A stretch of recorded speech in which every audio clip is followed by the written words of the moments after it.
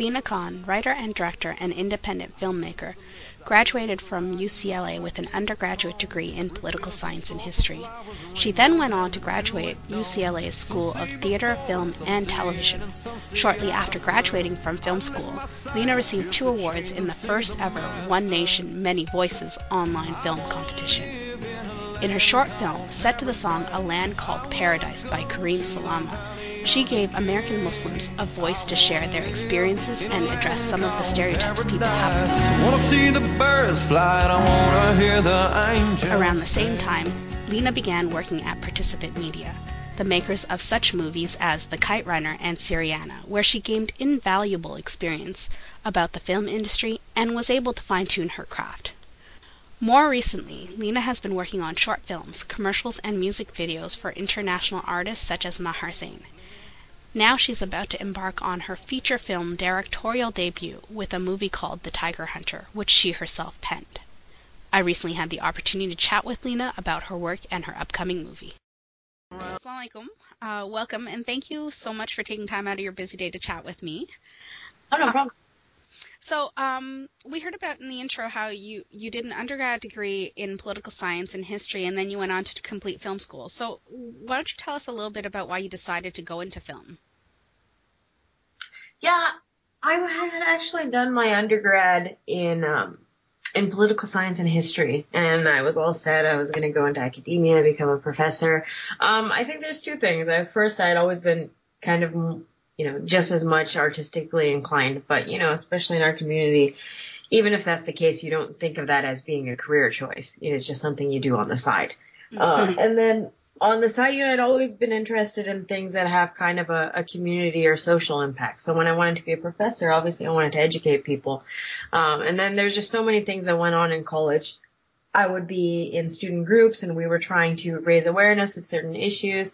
A lot of the time I mentioned how we were raising awareness about Darfur when I was on campus through a lot of student groups, and nobody would come. I mean, nobody would come. They wouldn't listen. They would, but it was a very small group. But lo and behold, Don Cheadle comes to UCLA, and suddenly there's these huge crowds, and everybody's paying attention, and everybody knows everything about Darfur. And you got to look at it and go, well, such is the power of Hollywood. If you really want to have some sort of influence, that's the game that you get into. That's where people get educated.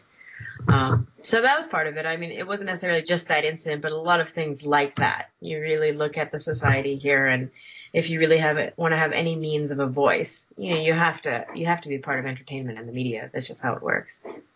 You do raise a very important point about the media and having a voice. So, given that that's how you sort of came into media, film. I'm sure that maybe some people, like you mentioned, it's not something that you do as a career choice in our community. It's something you sort of do on the side. So you must have been questioned about your decision to pursue arts. So how do you respond to these perhaps naysayers or people who may not believe in what it is that you've decided to do? I mean, I think for a long time that has just been the case, that artists continue what they're doing, whether or not people believe in what they're doing, and that has been the nature of art, I think, for a while. People are right. It is a more difficult career. It has a lot of sacrifice involved. You're not gonna, I think I could have gone and been a lawyer or something like that. That's where part of my skill set is, and I would have been making a lot more money. So if those are what you're looking for in a community, then yes, all of those things are true. But if these are the same community people who look at people who are working in nonprofits and say, oh, that boy, he is so smart, and now he's working at that little nonprofit and, not doing very well for himself, then obviously I'm going to disagree. That every day, I get invigorated and go, there's so much I can do with this field. There's so much I can be dedicating my day toward, my work toward. So it just depends what kind of standard you measure things on. But if our community is usually focused more on, economic viability, and if that's the case, then I understand the risk. But at the same time, I think we need to move forward in terms of like film, journalism, all these sorts of things can be more economically viable if we treat them with a certain amount of professionality that we do in other professions. Like, it's not just that, like, oh, my kid wants to become an artist, so forget it, let him just run around with his video camera or whatever. It's like, no, you treat it with the same sort of intelligence and planning and business skills, everything that you do with with any other career. And if you do that, you can be, I've been working and making a living off of this for a while. It's very doable. It's very true. So, alhamdulillah, we have seen a lot of your work through music videos, and please do let me know of other stuff that you've worked on, because I know the major ones, obviously, Maher Zain's The Chosen One, Kareem Salma's Generous Peace, and then, of course, our homeboy here, Irfan Maki, you did his video for I Believe. And judging by the number of views on YouTube, they've been very well received. So you've been very successful at what you're doing in terms of music videos. So what made you decide to take that plunge and maybe work on The Tiger Hunter, something that I believe you wrote as well as you're going to direct? Is that correct? I think I get asked that question a lot of times. It's not so much that I suddenly made a decision that, oh, I'm going to stop doing short films and commercials and music videos, and now I'm going to change my mind and do film. I had always wanted to do movies. From the moment I stepped foot in film school, that was the gigantic goal and dream. Everything else was just leading up to that. Doing the music videos, and it was a tremendous experience. Irfan Maki is one of my favorite and probably one of the nicest artists I think I have ever met in my life. But anyways, all of that, it was essentially practice, and it was experimenting with, different tools, getting to work in bigger budgets. All of that was basically training so I could make my movie.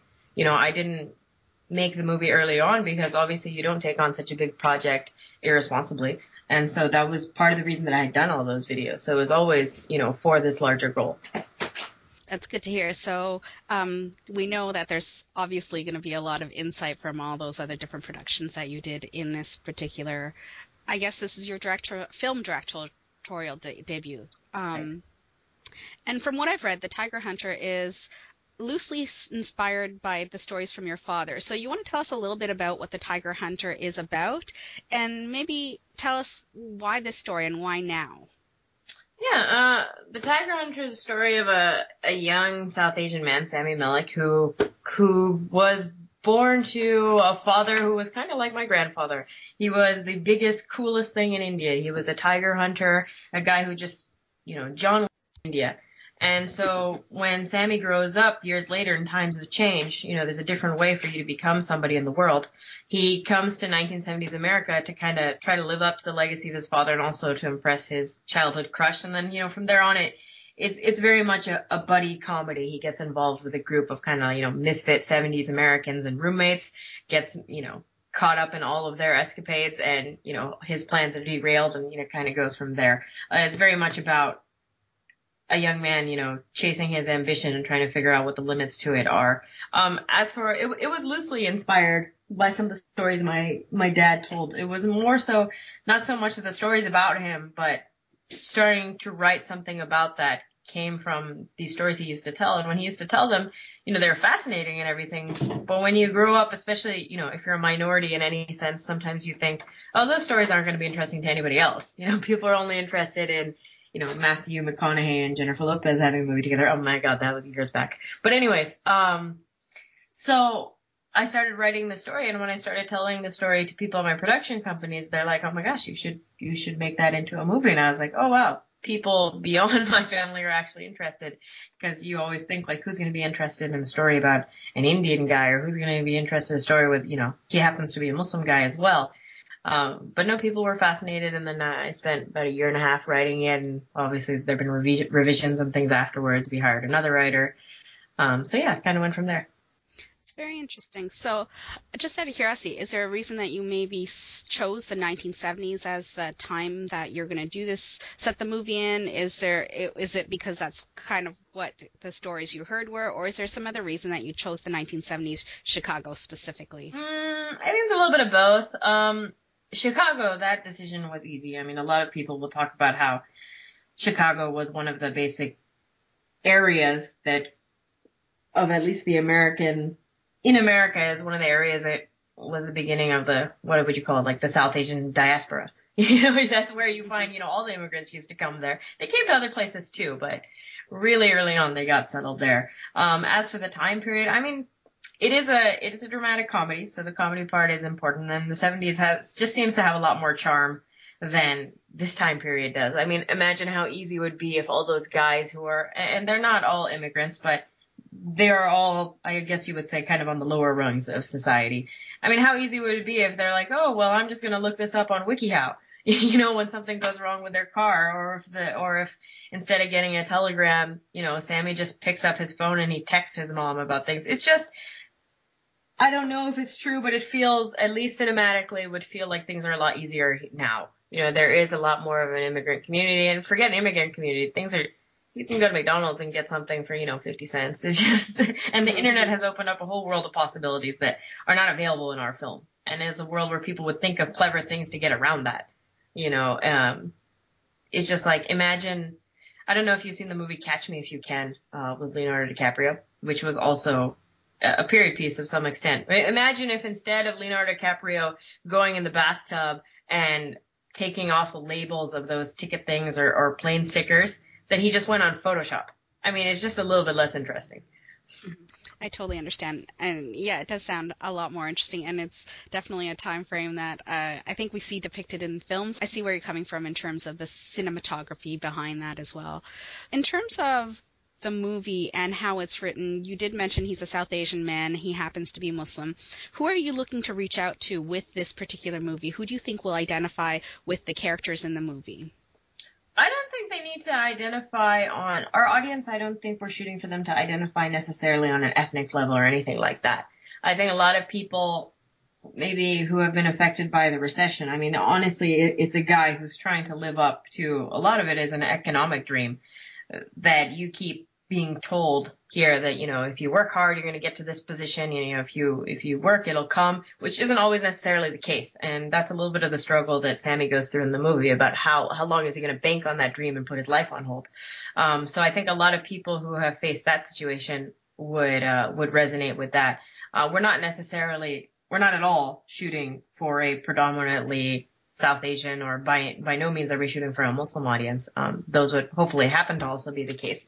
But I mean, there's a lot of people who, we don't claim that we're going to have necessarily the same en masse audience the way Spider-Man would, but there are millions and millions and millions of people who like to see fresh stories that are a little bit different. I mean, they watch movies, anything ranging from Amrika to The Kids Are All Right. So that's kind of the audience we're looking for, a kind of American European audience. And Canadian. Yeah. Yes, hopefully. But Canadian I just take for granted anyways, because I was born in Canada. So obviously it has to be marketed in Canada. Oh, I had no idea you were born in Canada. That's right. Oh, so there's a Canadian connection here. Of course.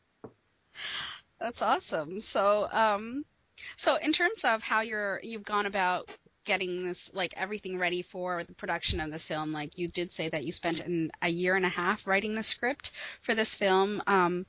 You have kind of outlined what you are doing for this particular movie on a blog called Lena Makes a Movie, and I have read it. It's very interesting, and you kind of do outline that process. So right now, where are you at in getting this movie to screen? We are still at the end of financing. I've spent another year pretty much getting the financing for the movie. For people who aren't aware, financing a film is incredibly difficult. It's obviously riskier than property sales and things like that. So we spent a year getting a lot of money from investors, getting a business plan, buffering their risk and all of that sort of thing. And then for the last of some of the last of the funds, we turned to Kickstarter, where we're doing an online fundraising campaign on Kickstarter to get some of the last funds to make the movie. And so we have a little bit less than a week left for that, to get our goal. The way Kickstarter works is if you don't raise the full amount, you don't get anything. And we were actually hoping to exceed the goal. Obviously, we're already working on a pretty low budget, so even getting an extra $10,000 could be the difference between getting a different actor. So we're waiting on that. Once financing is finished, hopefully it will be, and hopefully the Kickstarter campaign people will contribute and it'll work well. Then we're going to move on to pre-production, where we're essentially planning for the movie, getting locations, casting, all of that.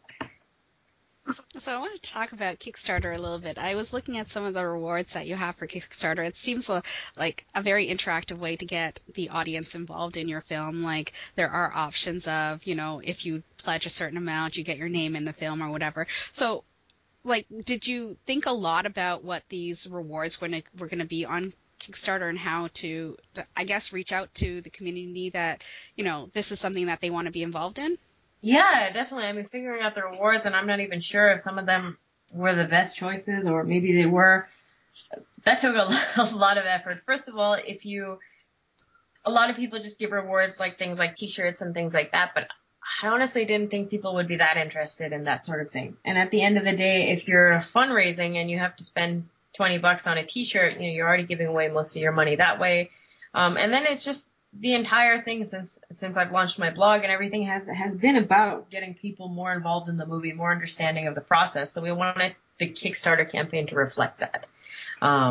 Whether it was, one of the themes of the Kickstarter campaign is that when you donate, you know what your money is going to go to. So let's say you give in a certain category, then you know that you are paying for props.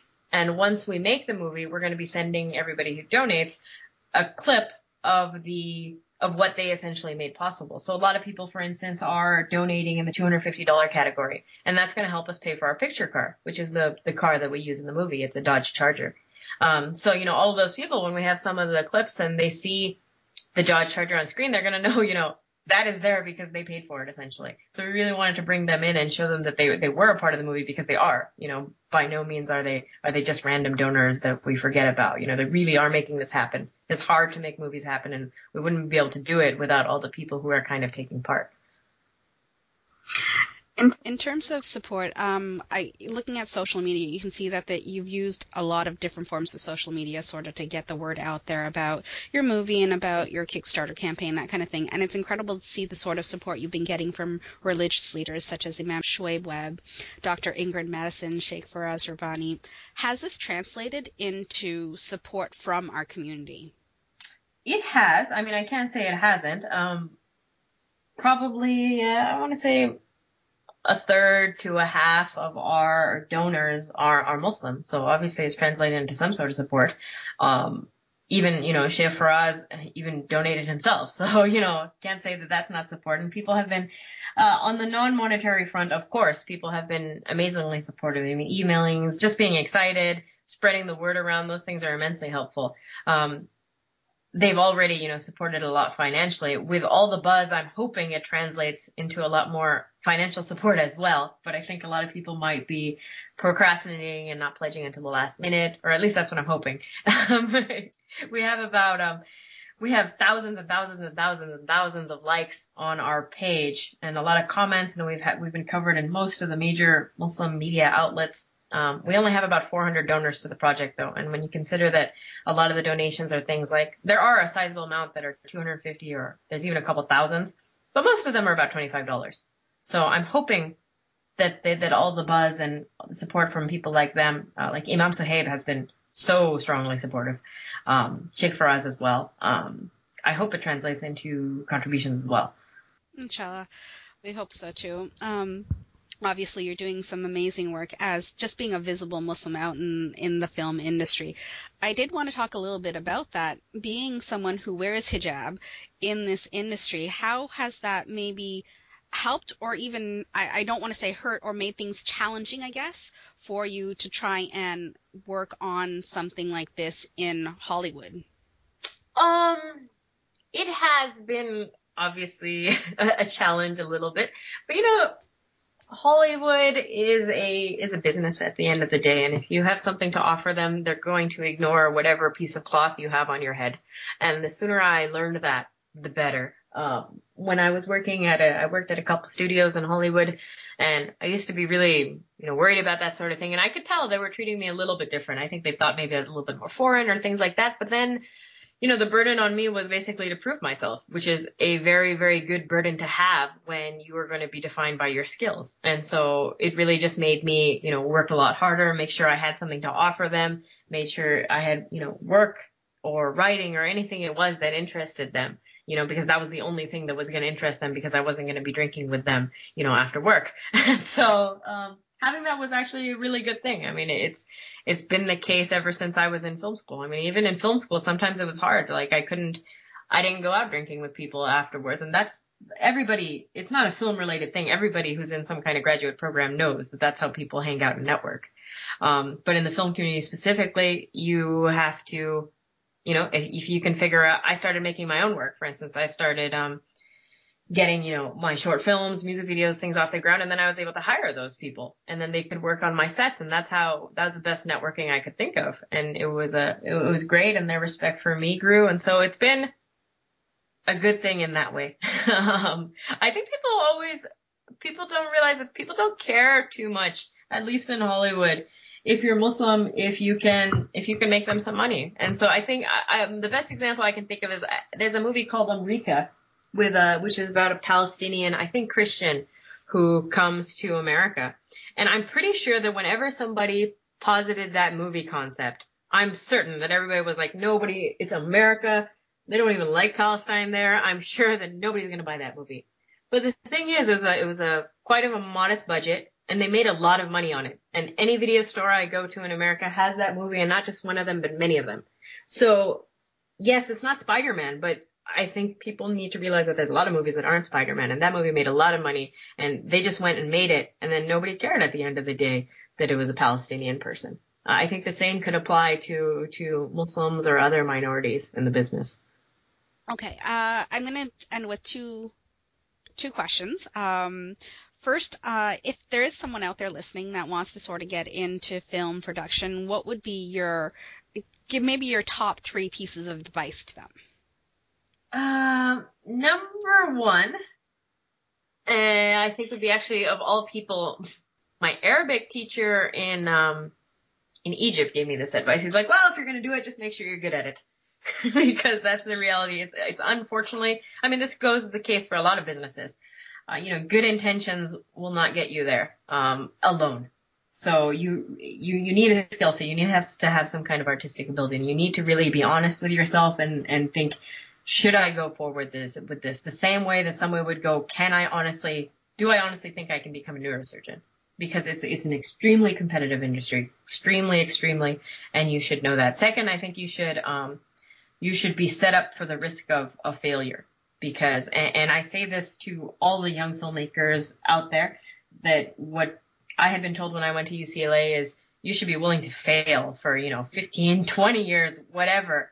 And if after me telling you that you still want to do it, then you should do it. Because it's just, you need a lot of fortitude in this industry.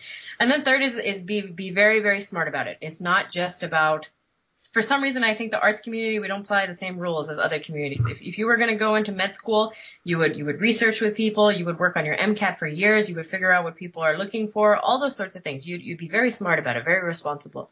But in the arts community, a lot of people just think, I just have to make a really good movie. It is not the case. You need to learn everything about the business. You need to start interning with people. You need to network. You need to learn about distribution. Otherwise, you will not be able to be sustainable. And I think we need to start raising the bar in terms of those things for us to get anywhere. And then obviously, contact me. I'd love to help where possible. So if they wanted to contact you, what's the best way to do so? They can go off all my websites, all linked to each other. So I guess easiest way, they can go lenakhan.com. I think there's a contact form on there. And we'll put a link on our website as well to that. So anyone listening, you can click on the link that's on our page as well. Final question. I know this would be something that I'd be really excited about, so I just wanted to ask you. So I was on Facebook one day, and I actually saw a meme that took a shot from your video, The Chosen One, where the child jumps onto the father's back, and it basically said, if you ever did this, how amazing is it to feel that you're creating images that our community identifies with? And so going from that, also, what has been the highlight so far of your career? I know you're at the start of your career, but, sort of what's been the highlight?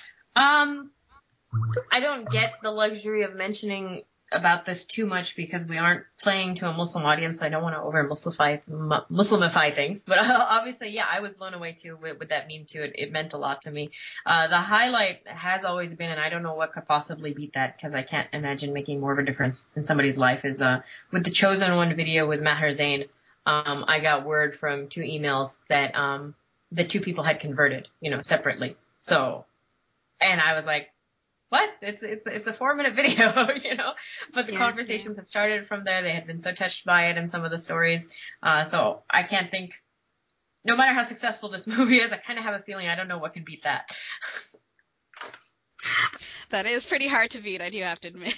That's amazing to hear, though. Yeah. and to know that you're touching the community in that way, and just not even obviously the Muslim community, you're reaching a wider community and a wider audience than maybe one might think. Good luck with your movie. I hope in a year's time we'll be hearing more about the production side of the movie, and you'll be actually working on the movie at that point in time, and we hope that you'll keep in touch and let us know what's going on with the movie. Yeah. So thank you so much for your time, and anyone who wants to check out Lena's Kickstarter campaign, there'll be a link on our page, as well as her website, as well as links to her Facebook and Twitter page.